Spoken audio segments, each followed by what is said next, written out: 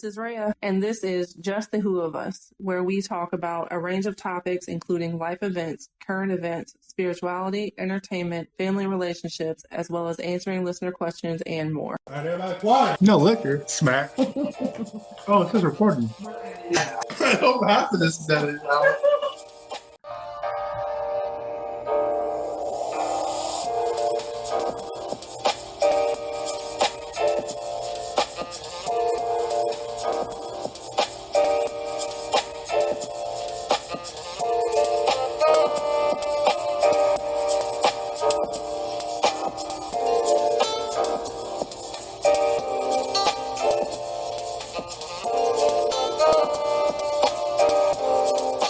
This is Reah, And this is Natia, and this is Just the Who of Us. where we discuss family, relationships, life experiences, traumas, and more. Quick disclaimer about this particular episode. So during this episode, my oldest daughter that's still in school, her school received 2 bomb threats within hours. There's a part of this episode where I get really emotional. It's important to leave it in because it's real and it happened to us. It's important to show realistic moments and to be authentic. But I just want to let everybody know who's listening that there's some emotional moments. These things are playing out as I'm recording, and I just decided to leave them in. So that's that. I had this whole plan. I was going to do a video and all this, and I just don't have it in me anymore. Yeah.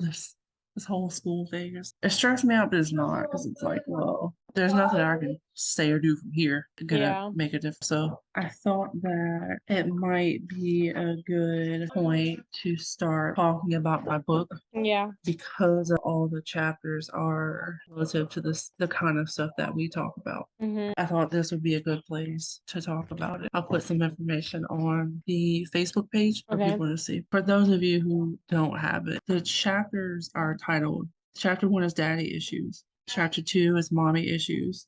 Chapter 3 is Disruptive Behaviors. Chapter 4 is Love-Hate Relationships. 5 is Sexually Inappropriate.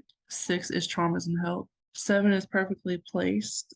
8 is Emotionally Challenged. And 9 is Reactions. I guess to me, I feel like they're kind of self-explanatory as to what the chapter is about, but maybe that's because I know what they're about, So I guess this will be maybe like a 9 or 10 part little mini series to go over each chapter. I know there's a lot of things that I talk about in my book that you may have been through and or understand from experience or just conversations we've had. Mm-hmm.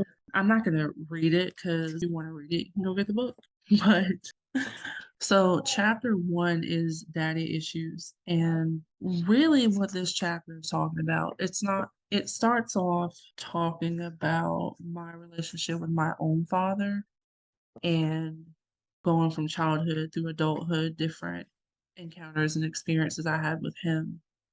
But it doesn't only talk about my experiences with my own father, it talks about my experiences with my grandfather and my children's fathers.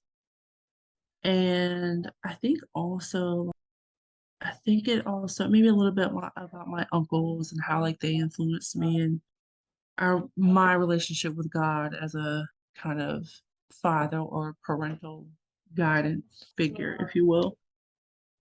Yeah, I think that's about it. Not just my father, but different fathers and father figures in my life and kind of my experience with different father figures, not just mine. Right. And it kind of ties up with the relationship between me and my now ex-husband, who, for those of you who don't know, he's been on the podcast. So obviously we have a great relationship now, or we wouldn't be able to sit down and talk about stuff, But that chapter, it also talks about that. So without giving too much away, I've always had a good relationship with my uncles. My mom has one brother. My father has 2 brother-in-laws, and I had good relationships with them. My uncle, who's been like a father figure to me, we don't always see eye to eye on a lot of religious and political stuff, but he was definitely a more fatherly influence when I was growing up in regards to, just trying to look out for me, make sure that I was making good choices and things like that. My father, he kind of he didn't really put his foot down a lot. He would more kind of joke about stuff.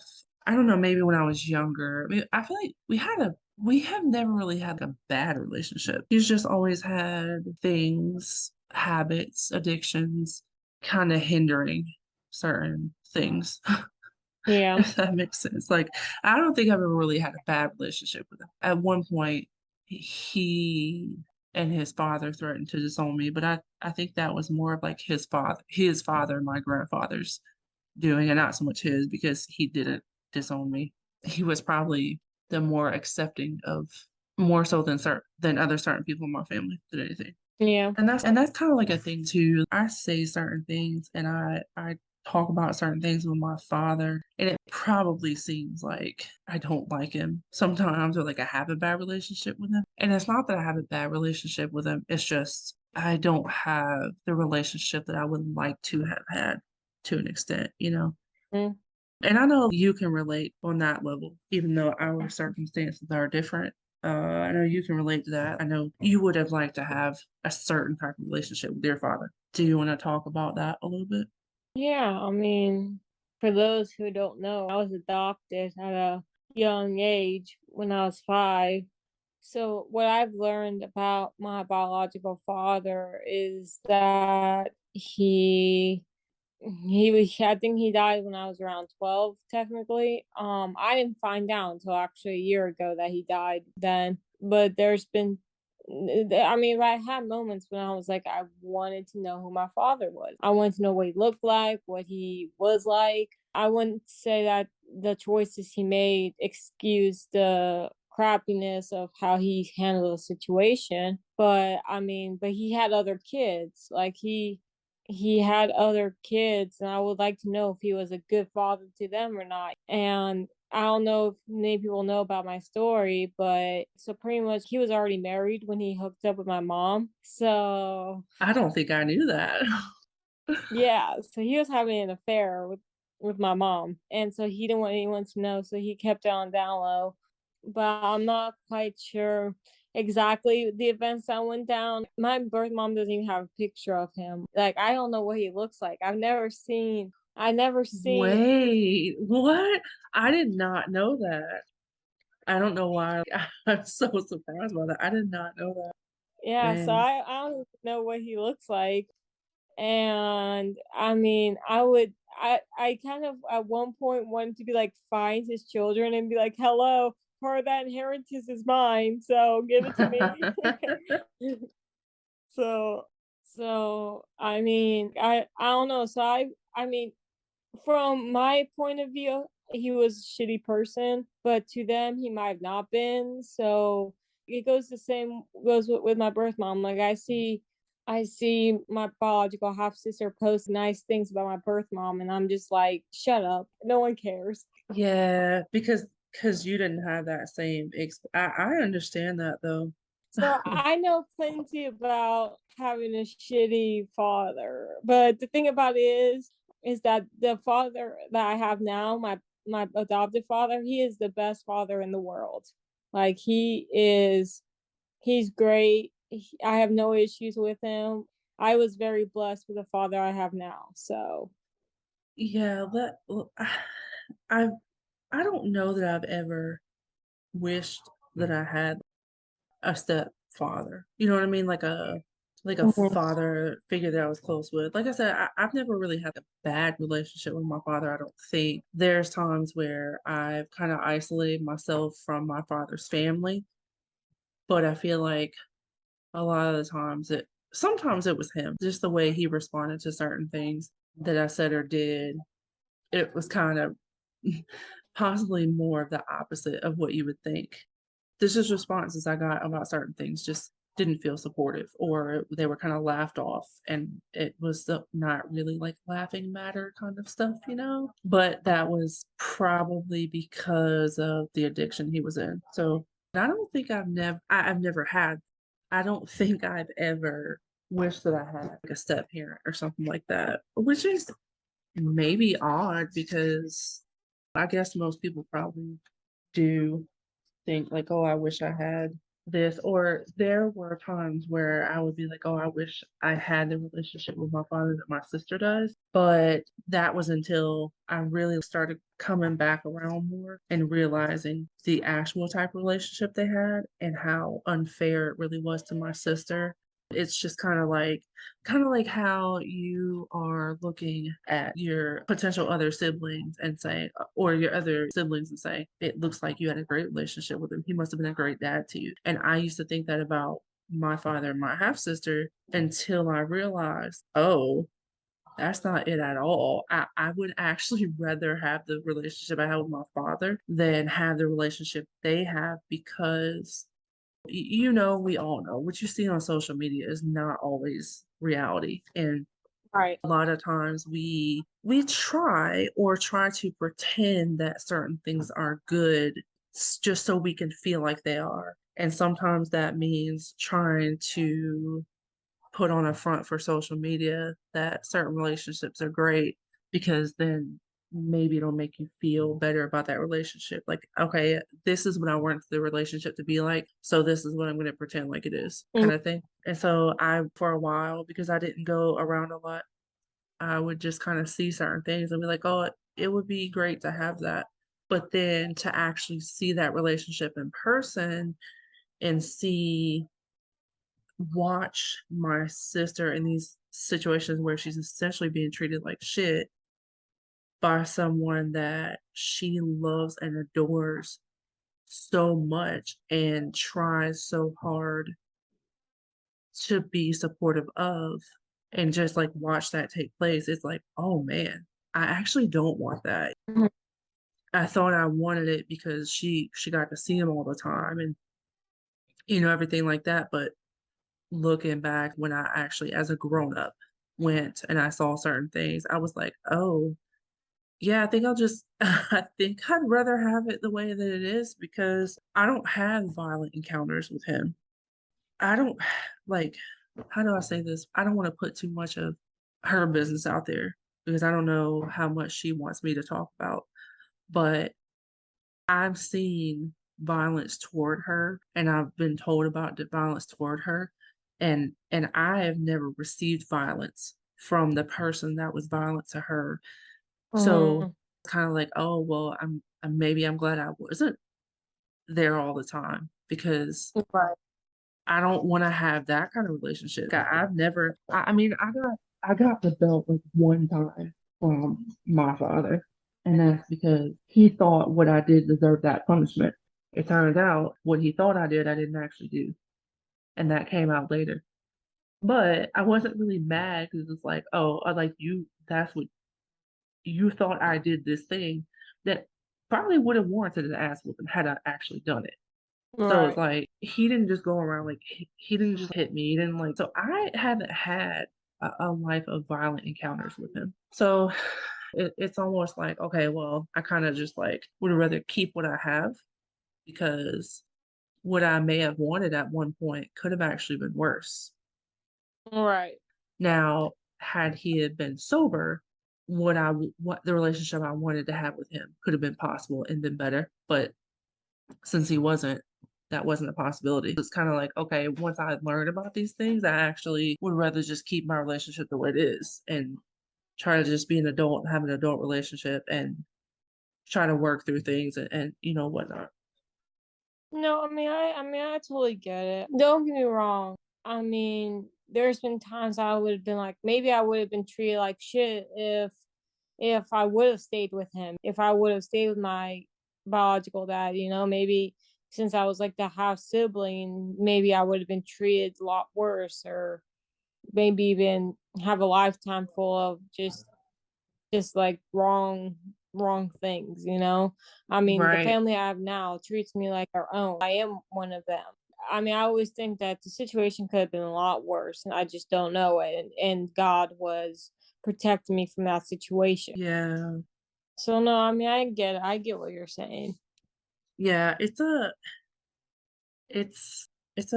like a crazy kind of situation to be in because I mean it really is. I think we do that a lot with people, relationships, familial relationships, friendships, even dating, that what could have been kind of thing. And I don't know, you can always look at it two ways. You can always look at it as, well, what did I potentially miss out on in a good way? Or what was I potentially protected from? Right. And yeah, as much as at one point I used to feel like, what did I miss out on? When I got older, I realized, oh, okay, well, this is rather what I was protected from. Right. And I don't by any means blame all of myself and my sister's issues on our father, Right. because there are other factors in our lives. We have made similar decisions. We're a lot alike, although we grew up with two different sets of parents, essentially, because we have different moms. And even with our father, I had a different version of him than she did. Mhm. And we've had those kind of conversations, so where we've had conversations where she was like, I wish you would have been here to protect me from certain things. I wish you would have been here to go through certain things with me as a child and as an adult, because I, like I said, just kind of left. I would take years and not associate with certain people. Mhm. I would take years where I would not go to visit. I wouldn't talk to anybody. It's just what was best for me. And I know in doing that, it was kind of selfish because I did just kind of leave her down there to go through all the bad shit. And I feel bad for that, but at the same time, you have to protect yourself. You know what I mean? Right. The reason that I named the chapter Daddy Issues is because I've heard the term. I've heard the term for a long time in and out of life. And I spent a large portion of my teenage years and my young adulthood basically denying that daddy issues, parent issues was a thing. There's nothing that my father did that controls my choices. There's nothing that happened when I was younger that could possibly make me do things later in life. And it wasn't really until I started paying more attention to mental health and psychology and things like that. And I started going to college and I was taking certain classes. And I was just one day, I was like, oh, that actually is a thing. Like our relationships with our parents and our experience with our parents. Yeah, it affects us. So it's definitely a thing. But Is there anything that you've done in your life that has been affected because of your relationship with your dad? Has it oh yeah. spurred out in other ways? Yeah, I would say my trust issues, because our parents are the ones that we begin early in life learning everything from.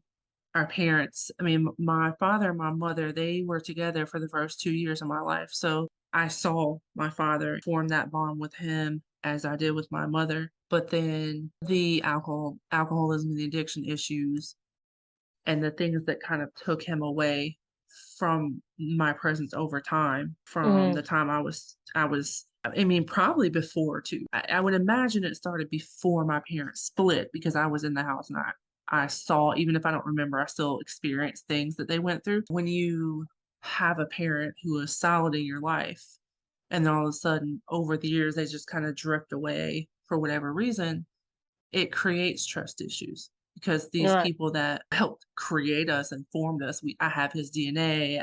I love him. I know him.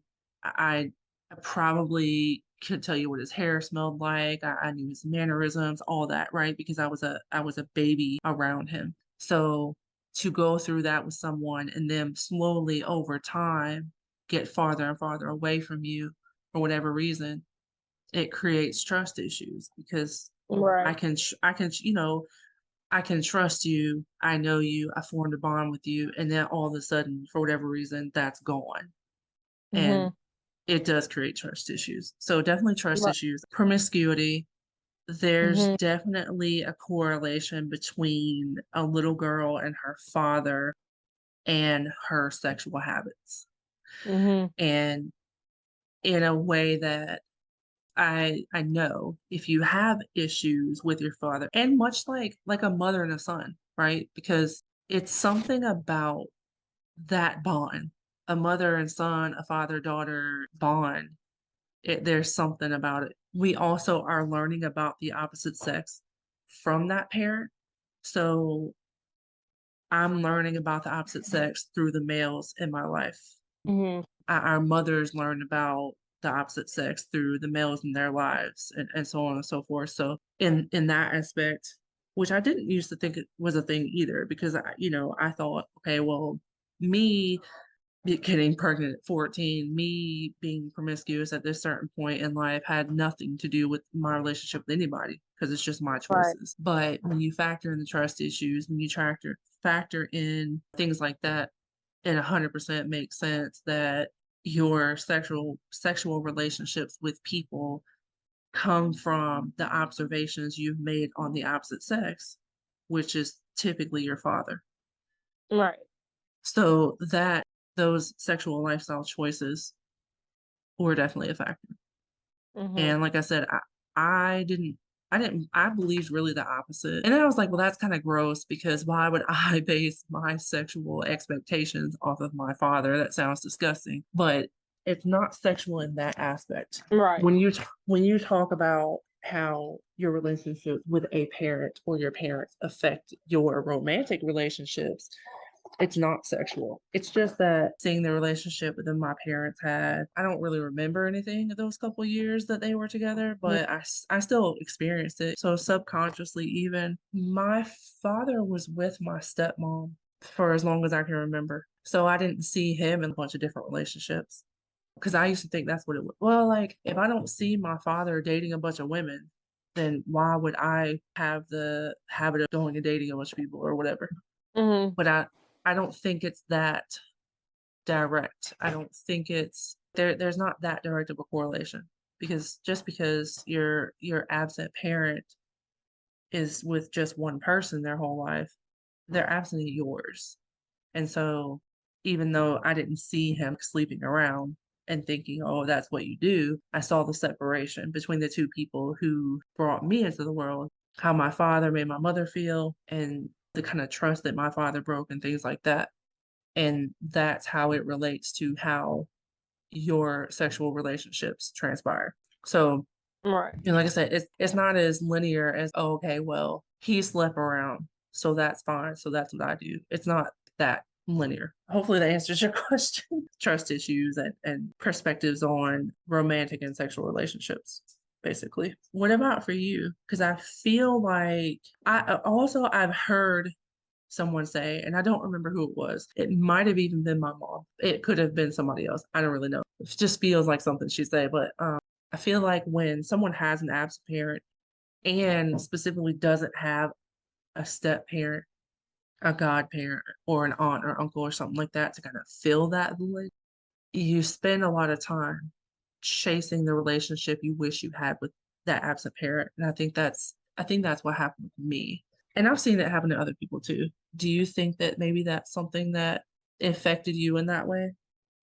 I guess it's a little harder for me to make a clear voice about that because I was absent from both parents for the first 5 years of my life. True. My Yeah. formative years, I had no parent at all. I was in an orphanage, so I was absent from both parents, and that True. definitely affected my life. I mean, I was promiscuous, just like you. Like I was very promiscuous. It definitely affected my sexual life because I mean, I started having sex when I was like 12 years old. I Yeah. started at a very young age, and then also I had attachment issues. I mean, I have reactive attachment disorder. Um, and I was trying to find relationships in other women too. I was trying to find that connection, like I didn't have with my birth mom. Like I was trying to find that connection with other women, and I was getting attached very easily. Um, I mean, there's plenty of ways. Like, I mean, like, and then like because they were gone, I had a lot of bad stuff happen to me. So that created PTSD and anxiety. So it's just like I'm not trying to I guess I mean I'm not trying to like put it oh it's because of their fault, but like their actions is what led to what happened. So um so at the end of the day, like I mean, like if that didn't happen, then none of this would happen. But that's why I'm thankful too at the same time, because without what happened to me, I wouldn't have had the great life I have now. So um but at the same time they just created a lot of problems for me mentally. So um Yeah. It's, and I've also learned as a parent, we definitely make a lot of mistakes, especially like having a child so young, you make a lot of mistakes. But sometimes people don't go back and try to correct those mistakes. They don't try to grow as people. And that's where the problem is. You can become a parent in your 40s and still make mistakes. They say the first child is the practice child. That's where you screw everything up and then you learn like, oh, I could have done this differently, but we all make mistakes. But I think what's most important is that you learn to do better, mhm. and not everybody learns to do better. There are people who go and have two, three, four children and are still the same sucky human they were with the first. And that's not fair to the child, you know? Right. And I mean, the thing about it is, I don't think I've ever heard my birth mom once say she's sorry. I mean, I'm not expecting an apology, but like, I felt like it's due. You know what I mean? Yeah. But but at the end of the day, I can't base my life off that. She's just a small fraction of my life, and he is too. I mean, my father, he's only a very very small fraction of everything. So Yeah. Oh man. Hold on, give me a second. what's wrong? It's just this whole thing with the school. I don't know. It's stressful. It's frustrating that we can't send our kids to school and just not worry about their safety. Oh, Mhm. so the high schools had to be evacuated twice. The elementary school was also evacuated early this morning. My youngest son, his teacher posted a picture of the kids like lined up in the hall.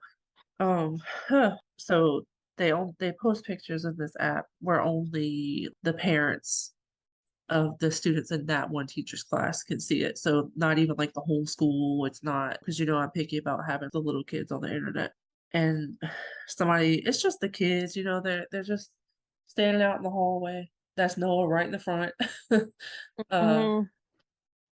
you know, somebody was just like, I don't know why this is making me so emotional. Somebody was just like, thank you to the teacher for taking care of our kids. Somebody said, stay safe.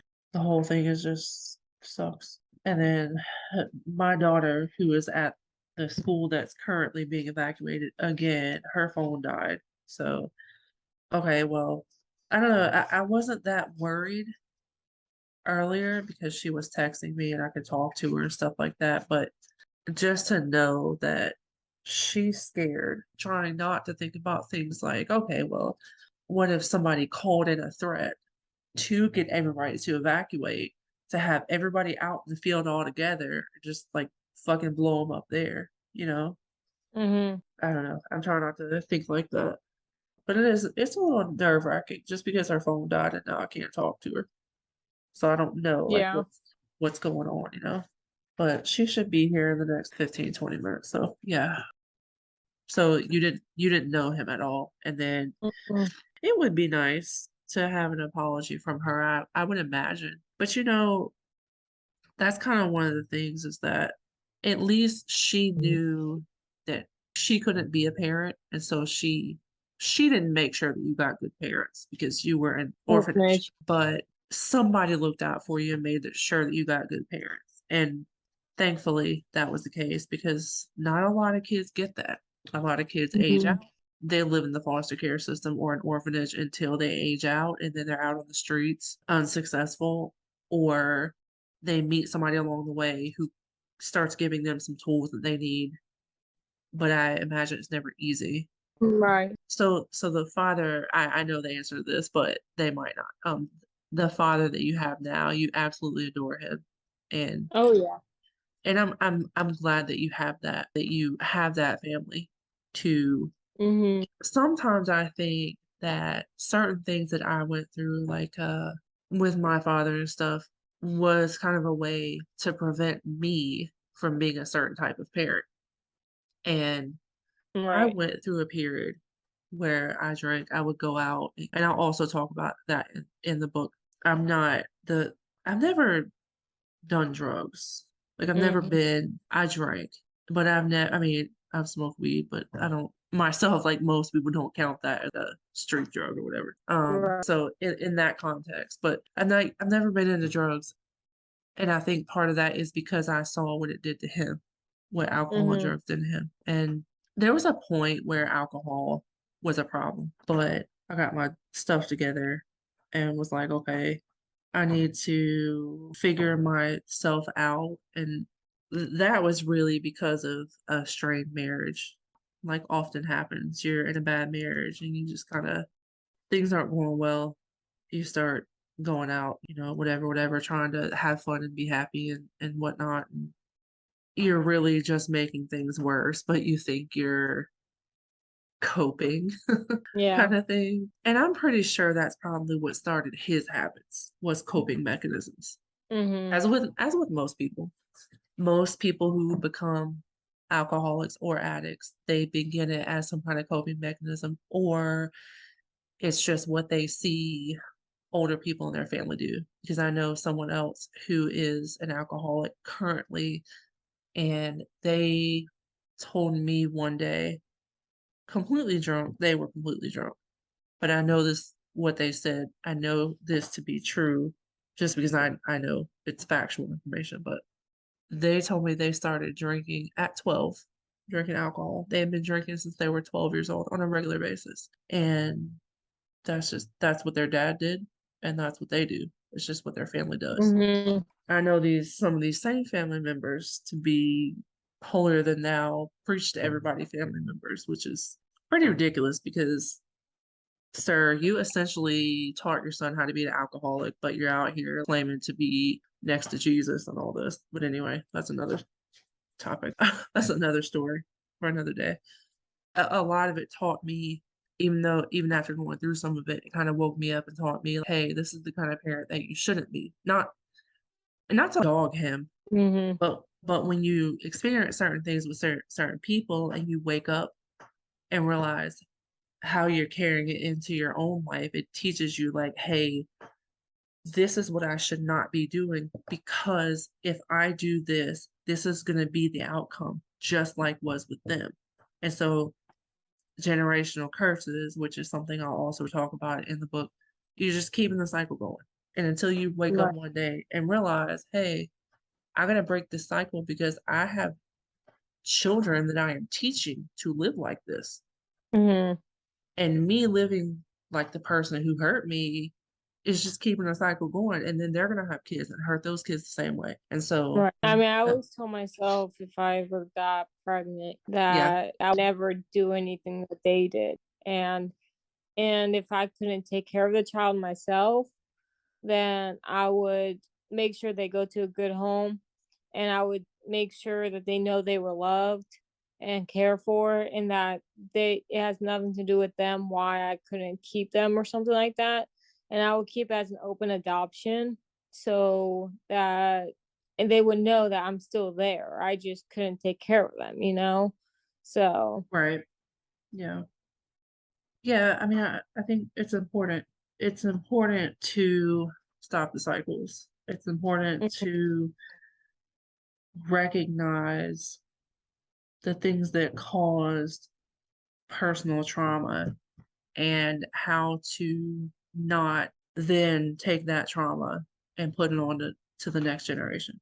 And it takes some time sometimes. right. I mean, I don't even think that I started being a decent parent until I was probably, I don't know, closer to my 30s, Mhm. And it also is who you have supporting you.